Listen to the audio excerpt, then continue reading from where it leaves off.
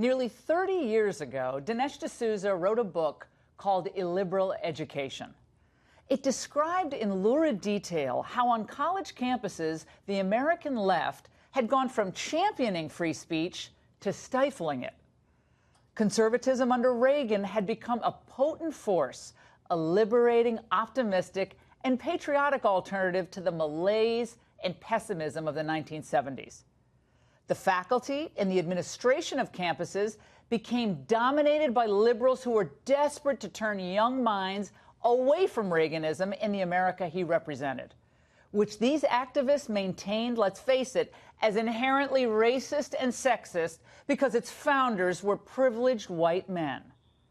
Conservatives challenging the liberal orthodoxy on campus were sued, maligned, and they were maligned by students and professors alike.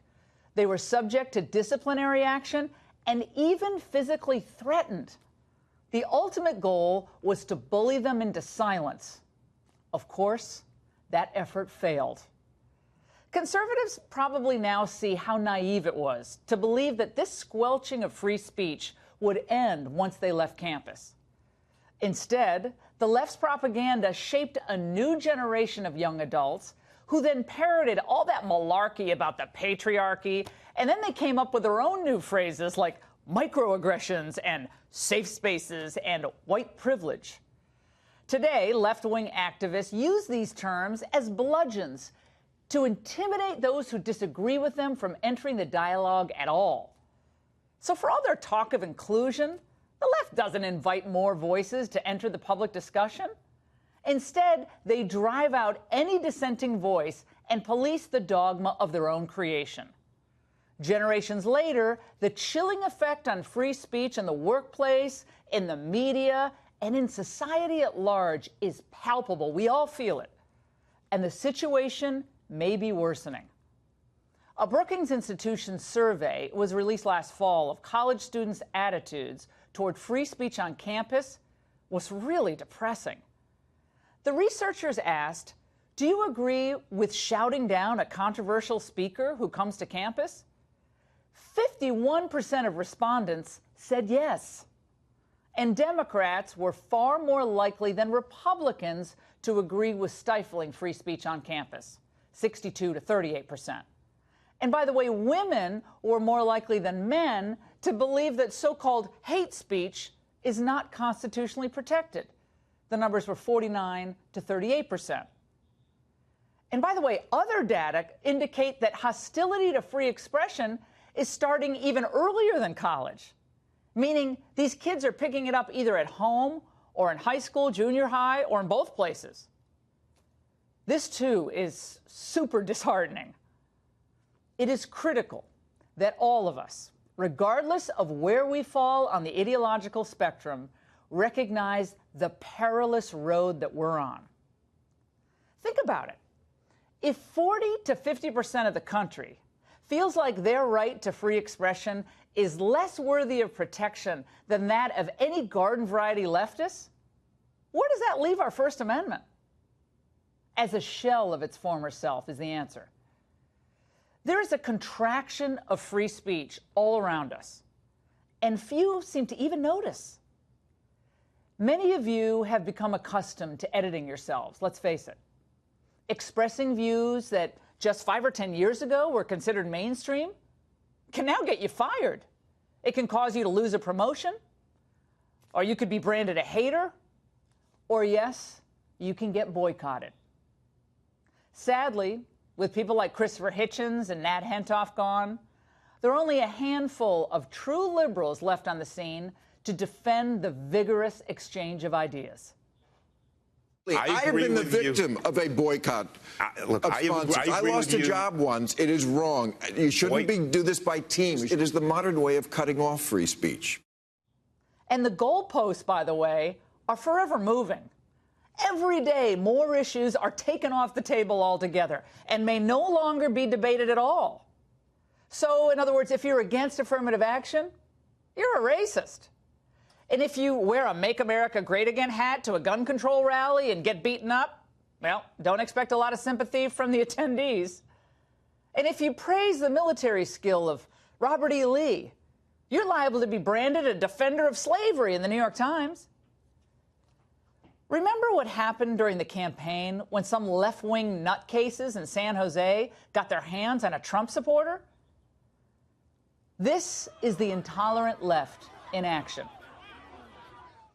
Whether it's striking voices from social media or driving certain viewpoints from the airwaves, beating people up, organizing boycotts for perceived unforgivable offenses, or preventing speakers from being heard on a college campus, it's all coming from the same place.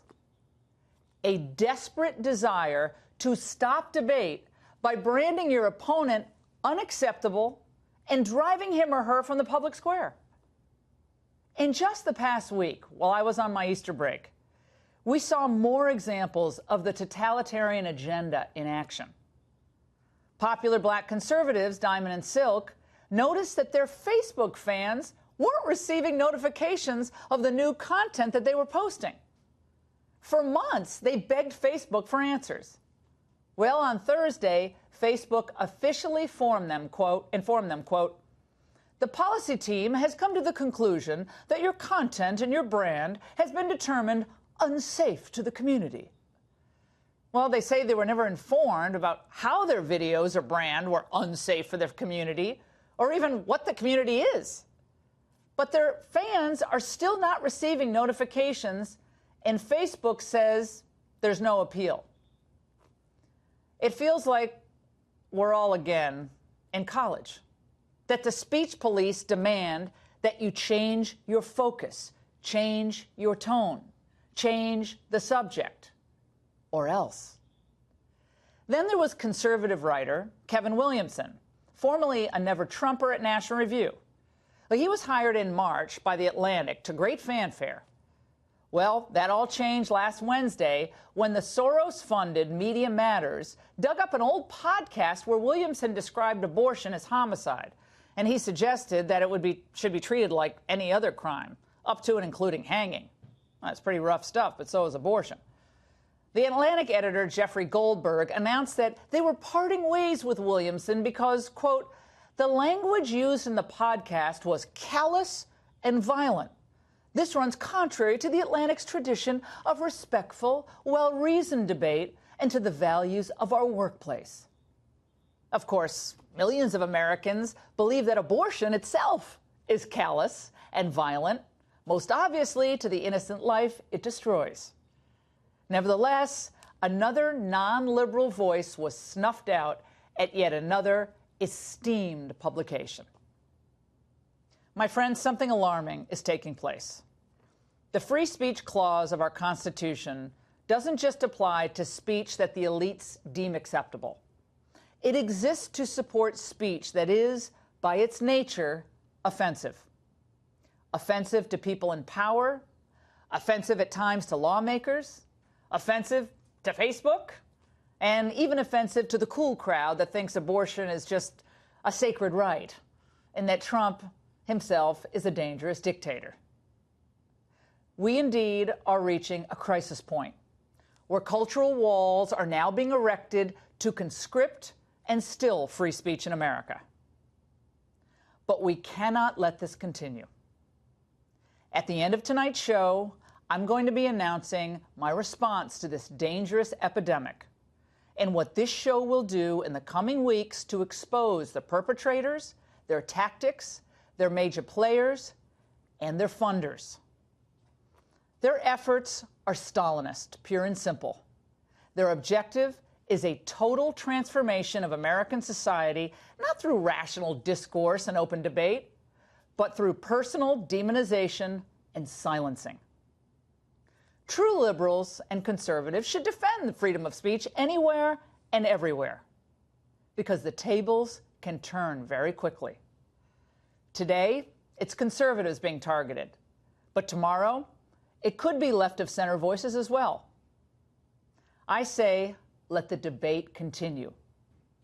What the speech czars don't seem to appreciate is that there are as many, or if not more, of us than there are of them.